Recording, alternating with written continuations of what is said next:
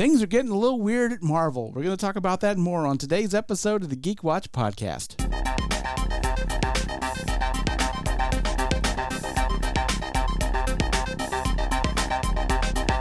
This is the Geek Watch podcast with Brian Hatcher and Mandy Petrie.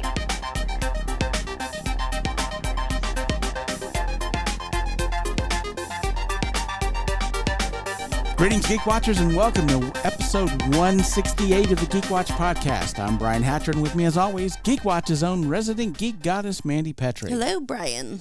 So, worlds and worlds of stuff that between the two of us we have watched this weekend and over this week that we can definitely talk about. But let's start with Marvel and the Marvel Cinematic Universe. I don't know if you've been keeping track of the issues with Blade. No, I don't know about this. They lost their director. Oh. Bassem Tariq was going to be directing Blade, and he has left. Mm-hmm. As you can expect, there's not a whole lot of explanation why that might have happened, creative differences, etc. Mm-hmm. There has been some talk about there was some issues with the script, and production has been delayed. And because of that, they have had to shift some things around. And as Marvel is, and their movies, of course, they have everything in a particular order. So when you bump one movie, you're going to wind up bumping a whole bunch of movies. So here is the chain reaction. I had to write all this down. Uh-huh. So a lot of movies that had release dates have been moved around. It's, of course, starting with Blade. They have bumped it ahead a year, an entire year. So it was supposed to come out September the 3rd of 2023. It's now coming out actually September the 6th of 2024. Wow. And Deadpool was coming out before that. Deadpool was coming out on the 6th. It was. And since Blade just got their spot, they got bumped to October the 8th of 2024, which was Fantastic Four spot, which is now being bumped to February the 15th, 2025. Which was the spot of an Untitled Marvel movie, which is now being bumped to October the 7th, 2025, which was Avengers Secret War spot. So they've been bumped to May the 1st, 2026, which was the spot of another unnamed Marvel film that is now just, they're not going to do it. Whatever it was, it's just been wiped off the face of the planet. They're not going to do it. So that's what we know right now. Pretty much, I think everything else is fine up to September 3rd. Television's going to be fine. I haven't seen anything about anything being bumped there or moved around. But yeah, just because of Blade. But as of right now, Blade, besides the fact that they've got no director and no script, and they're going to have to redo both of those things, and Marshall Ali, who's playing Blade, my understanding is that he wasn't happy with what was going on at all. Mm-hmm. And so they've got... I just think he's turned down other roles. Yeah. He's been training to make his body look a certain way. And so to have that delayed a year, now he has to upkeep that. Yeah. And maybe not take the roles that he would have originally taken. Well, that's assuming that he's going to still be on the project. Hopefully, with this bump of a year that they've talked to him about this, I'm sure that there's been discussions, and that's okay because, yeah, you're absolutely right. He's turned some roles down, and why should he turn down anything else? Till we're standing on solid ground. Yeah. Yeah. Because it's not like he doesn't have other things to do. His dance card is well full. I guess we'll find out what happens. But this kind of craziness, when you got movies that are so interdependent on each other, you have one thing go south, then everything waiting in the wings, it all gets affected. Oh, I guess we'll find out. We'll just keep an eye out on this. We shall see. But let's talk about, since we definitely discussed this last week, and the day that I posted the podcast, there was an announcement that Saturday we were getting the Doctor Who trailer. So since Perfect. They obviously did that because we mentioned it and right, thought they had to... You're welcome. You have to. You're welcome. So, it's our fault. So you've seen the trailer. And so what did you think on your first viewing of it? It looks just like any other Doctor Who Regeneration trailer special. It's giving us excitement. It sets us on edge. We've got the Master looking, I don't know, like Rasputin? he's been locked up somewhere for a while. He's got long hair, and we've got that emotional side. And Yaz saying, "I don't want it to end." And so yeah, it looks like we think a Doctor Who trailer should look. Yeah, they're definitely bringing up a lot of mystery. And there are so many working components to this thing. There's crazy seismic activity happening on the Earth. At the same time, several of the world's most valuable paintings have been stolen. Mm-hmm. You've got going back to that museum. You've got Tegan and you've got Ace, who are guest starring in this. The Return of the Master, as you mentioned. We have Tegan and Ace, like they were definitely memorable. Memorable is just almost as memorable as Sarah Jane. Getting them in there is going to be. Yeah, and we've got some cosmic train. We have planets shooting missiles at each other. We have this huge freaking planet that looks like a Death Star that's literally beaming a laser into Earth. It's like it's made of lava, right? Yeah. It does. It looks like Apocalypse from DC, and it's shooting Apocalypse with a K. Apocalypse. Yeah, exactly. Don't misspell that. Don't misspell that. And you've got that, and you've got and it's firing a laser like the Death Star, and then you've got the Daleks, and you've got the Cybermen, and of course you also have the Doctor regenerating. And so I find myself asking myself, how are they going to put all of this into one show? And after seeing Flux, I'm afraid my answer is going to be they're not going to be able to. Okay. Mm-hmm. Because it feels very much like what they tried to do in Flux, where they had so much stuff that didn't go anywhere. And I'm worried that we're going to get the same thing, that we're going to get this cluster of just crazy stuff going on, that you're not going to get an awful lot of payoff. There's just so much stuff crammed into this. And of course, we talked about this when we were reviewing Flux. It just felt like Chris Chibnall had all this story that he wanted to tell that he didn't get around to, and he just tried to cram it all in. And I feel like this is going to be the same thing. I'm hoping, against hope, that Jodie Whittaker will finally have that memorable episode. I hated that it's her last one. And it's not because of the trailer itself, but just the track record. History, yep. The track record Chris Chibnall has had. I'm just worried. I'm worried. And again, we're getting a trailer too. We're finally getting it. But 2 weeks. We have 2 weeks before this thing comes, and we're now just getting the trailer. So I'm hopeful. I may be naively hopeful, but I am hopeful. So I am going to keep my fingers crossed. But we will see what happens. We shall see. So let's talk about some shows that we have seen. I'm not going to go over a whole lot of things, but I know there's some stuff that you haven't seen that I'm definitely going to recommend to you, because this last week I did some deep dives into a bunch of different things that I've been looking forward to. Of course, I'm still keeping up with Rick and Morty, and it just keeps getting weirder and weirder the longer that I watch it. This week's episode involved the return of the dinosaurs.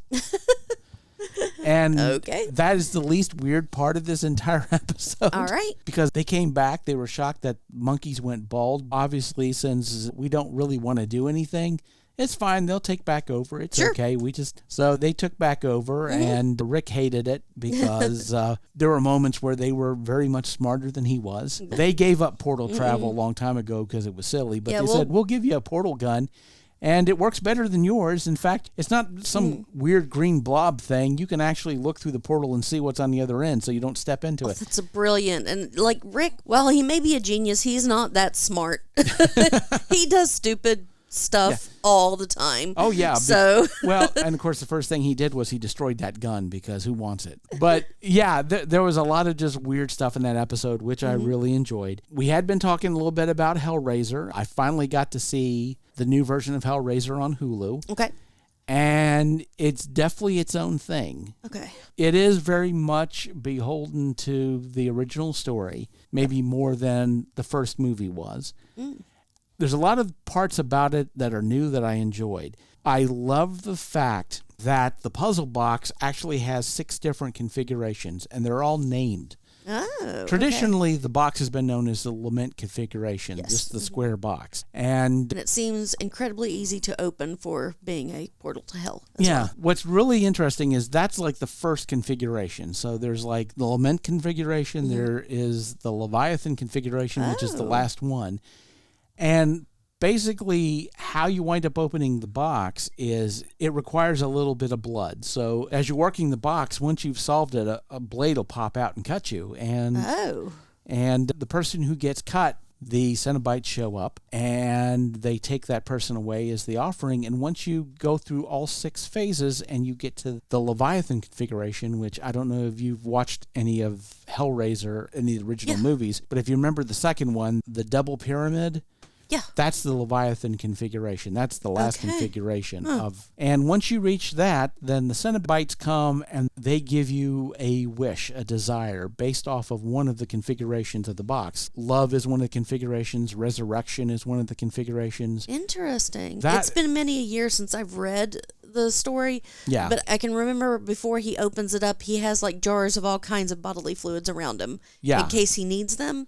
Be prepared for whatever sacrifice the Cenobites were going to ask for. And I like the look of the new Cenobites because their costumes, in the old movie, they wore these leather suits. Yes, very S&M, very... Yeah, this is even more so because the suits are basically their skin. They are vivisected in all these many different ways. And so their costume is just basically their own vivisected skin. Wow. Okay. So it's pretty brutal. I won't go into the ending, obviously, because I don't want to spoil it, but I really wanted to see the idea of angels to some, demons to others brought back, because what I really loved about the first Hellraiser, and loved less and less as it went along, was I love this idea of the Cenobites not technically being villains. They were... Oh, yeah, in the first movie, it was definitely Frank. Frank was the villain. A disgusting human being. Yeah. The Cenobites were just doing what the Cenobites do. And to some people, that's what they want. Frank had a problem because he didn't know what he was asking for. In a word, he was a poser. He wasn't about that life. And he didn't realize it until he got what he wanted, that he didn't want it. But I love the idea that the Cenobites served a purpose. It wasn't a matter of they were just bad guys or whatever. And, of course, that changed as the movies went along. You know, Pinhead became the mustache-twirling villain, and I never really liked the movies once he started going down that road. Right. And this movie, this remake, it's a return to form. The Cenobites are definitely scary, but they are back to that. They're serving a purpose.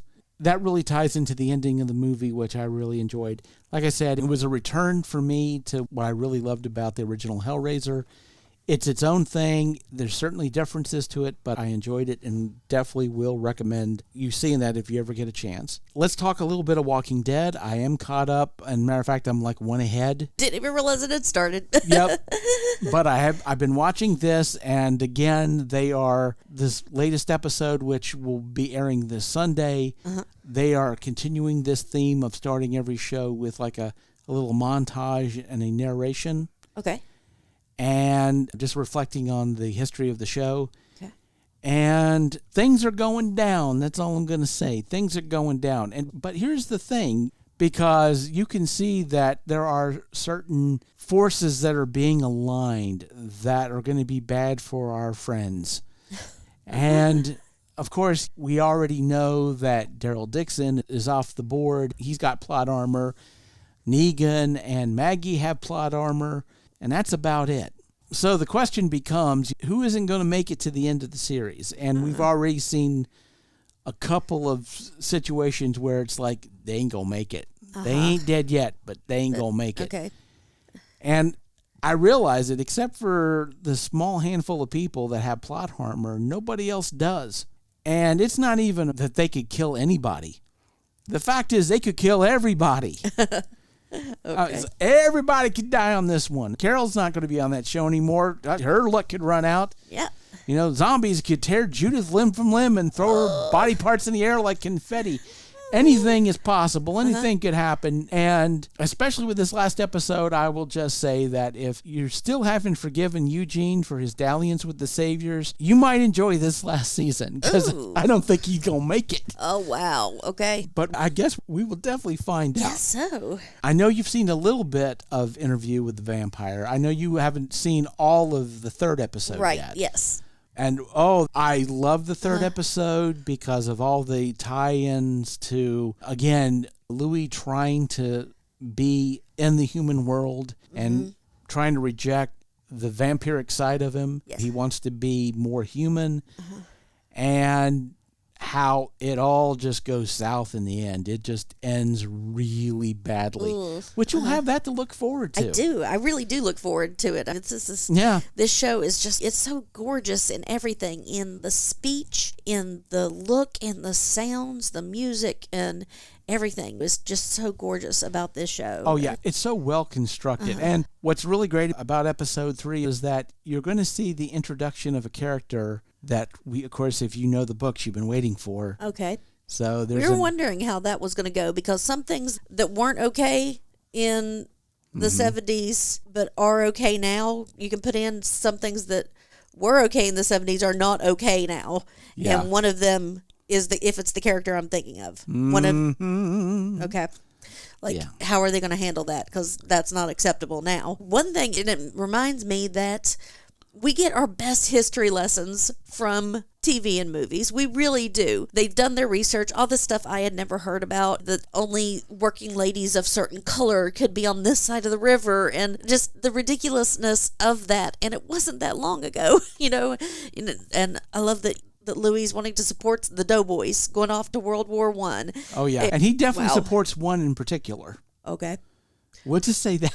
Okay. All right. Yeah. The dynamic between the two of them, and certainly Lestat, is you start to see the beginnings of the conflict between the two of them in all of that, which, again, just loved it. Yes. So, and I will mention this because there wasn't a whole lot of news from last weekend's New York Comic-Con. I didn't even realize it was coming out. I saw some cosplays. But yeah, there was some cosplay stuff, but there was a trailer for the Mayfair Witches series that's coming out on AMC Plus, which I suspected that might be the case, and we talked about that.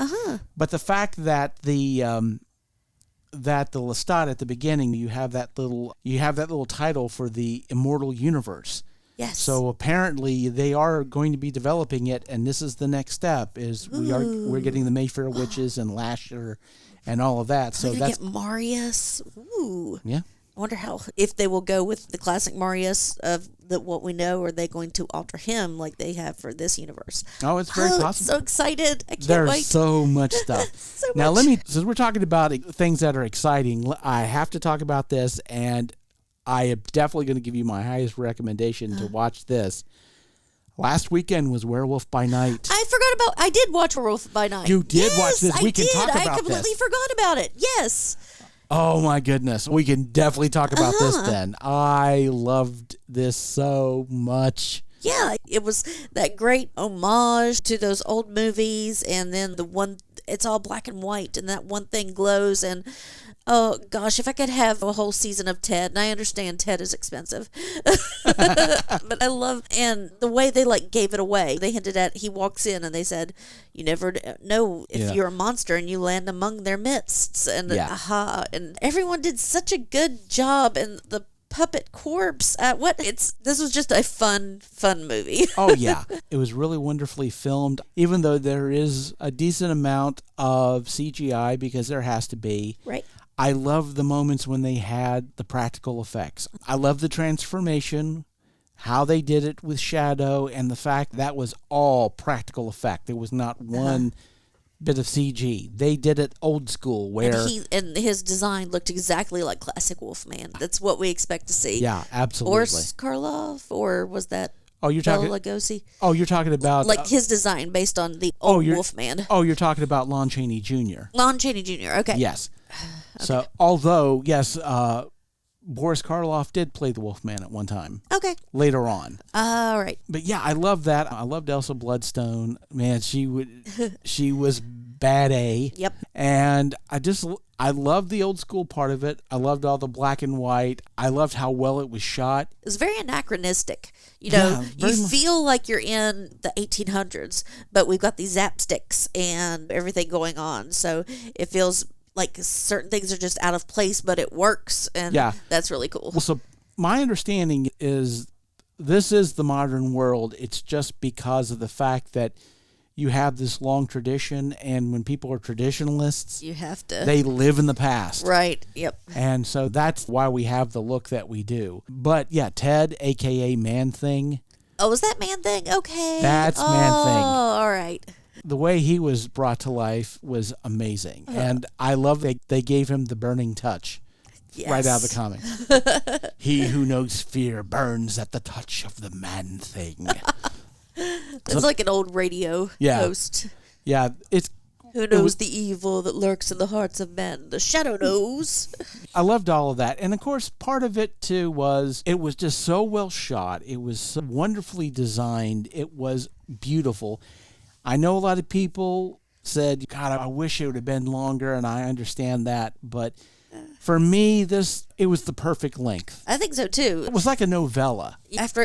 I understand everyone is used to Marvel movies being 3 hours long and extended versions and stuff, but I enjoyed this length as well. Yeah, I've always said, and a lot of people have said the same thing, when it comes to written horror stories, usually the best ones are about the novella length because you get to live in that world, but it doesn't overstay its welcome.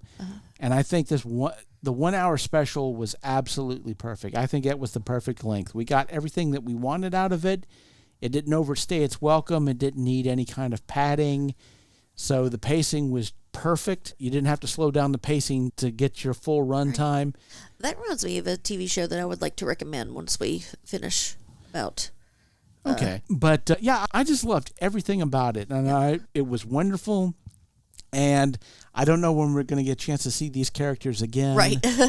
But we see them in color in someone else's film. I don't know if you know this or not, but of course, Werewolf by Night was a popular comic, and it was in the pages of Werewolf by Night where we got our first introduction to Moon Knight. Really? Okay. Yes, Moon Knight first appeared in Werewolf by Night. So there's definitely a lot of ties, and this does set up for the Midnight Suns, both with Jack Russell, the werewolf, and with Elsa Bloodstone. We may see a Midnight Suns and Blade eventually, if they could ever get it off the ground. So we will definitely find out about that. So you said you had something you want to recommend it to me. Yes, Night Club, Netflix. I have heard about this. I haven't seen it yet. Okay, it's an anthology series with a beautiful framing story. And so there are all these teenagers coming to this hospice to stay.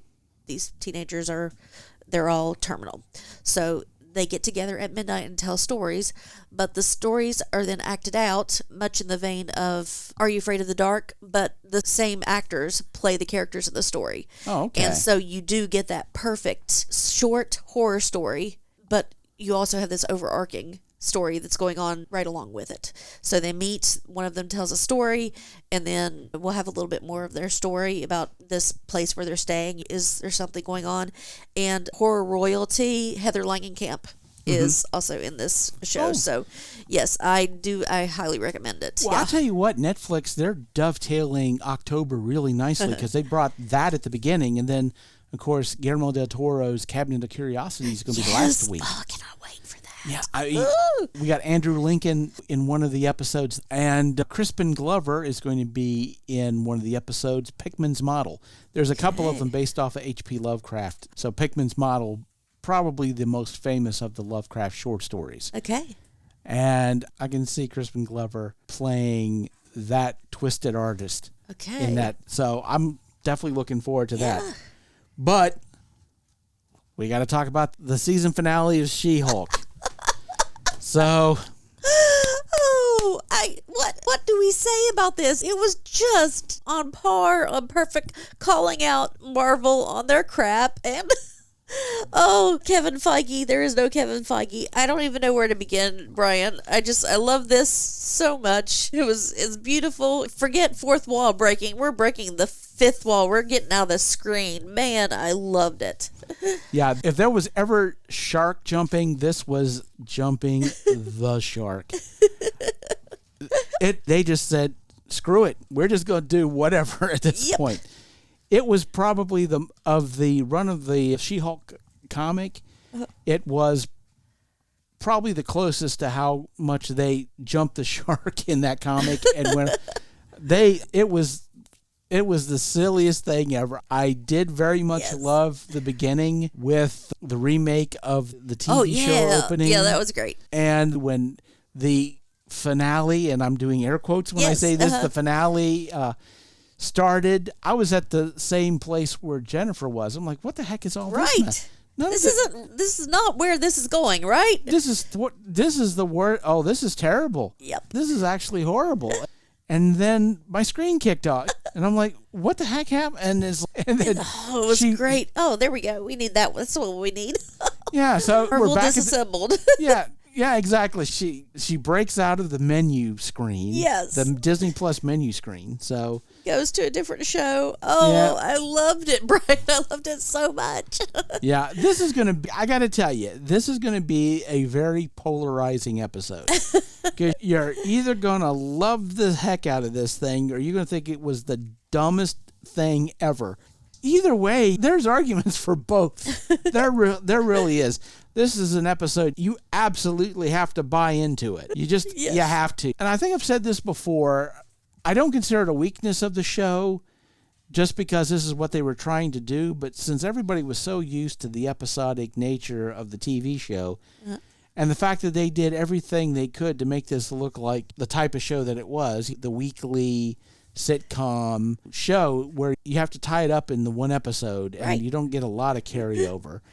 And so I know, again, it's a matter of if that's not what you were for, if you were like, I want more of what I'm used to in a Marvel show, this is not going to do it for you. And I can't even say that I 100% loved that episode because I have to admit, the writer in me was like, how are you going to spend all that time complaining about endings in Marvel shows and not give us one? It's like the moment you're like, okay, I'm going to do it myself. And it ended. It just ended. It's like the police showed up and hauled everybody off. And I'm like, it's like, it doesn't have to end that way. They don't have to. Yeah. So that was, like I said, for me, it was what it was.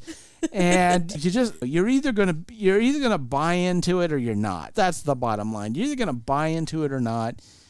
And if you don't, you're not gonna like this. You're just not. But again, you knew what you were getting into. It didn't give you anything that didn't tell you it was going to give you. And of course, Jennifer was like, hey, when are we going to get the X-Men? Oh, we love it. So she was an advocate to some things, for sure. But were there some things that I wish would have been better developed? Yeah, but it wasn't that kind of show. And in a sense, you get trolled a little bit if you're expecting some things to get fully developed. Yep. Yeah, the whole thing with trying to steal her blood, it doesn't really go anywhere, but you're expecting it. And again, part of the aspect of this is that it does go against your expectations. It's definitely trying to do that. And if you ain't down with that, you just ain't. So either this was like the best episode of television you've seen in the Marvel Cinematic Universe, or it was the worst ever. So it's definitely going to be polarizing because there's no middle ground to this at all. But it'd be interesting to see. Like I said, I've been watching reactions and I've seen groups of people in reactions, and you can see that there were some people that really bought into it and other people that did not at all in the same group of reactors. It's blitzed the audience. And to me, that's fascinating. And to be honest, I think only Marvel could get away with doing that. I don't think anybody else would be like, we're going to experiment and maybe people won't like it. Or maybe it'll split our audience and some people like it and some won't. Marvel will do that. They're willing to try to pull a stunt like that where I just don't think anybody else would have the guts to. And whether it pays off, I guess we will find out. We shall see. And with that said, we come to the end of episode 168. Thank you for listening, and tune in next time for the latest in geek news and views with the Geek Watch podcast. For Mandy Petrie, this is Brian Hatcher, reminding all the Geek Watchers out there, we're all geeky about something. Be proud of yours. See you next time. Thank you for listening to the Geek Watch podcast. If you enjoyed this program, don't forget to like and subscribe on your preferred platform and share this podcast on your social media. For links to all the ways you can listen to the Geek Watch podcast, as well as leave comments and suggestions, visit our website at geekwatch.net. The Geek Watch podcast is a Hanging J production.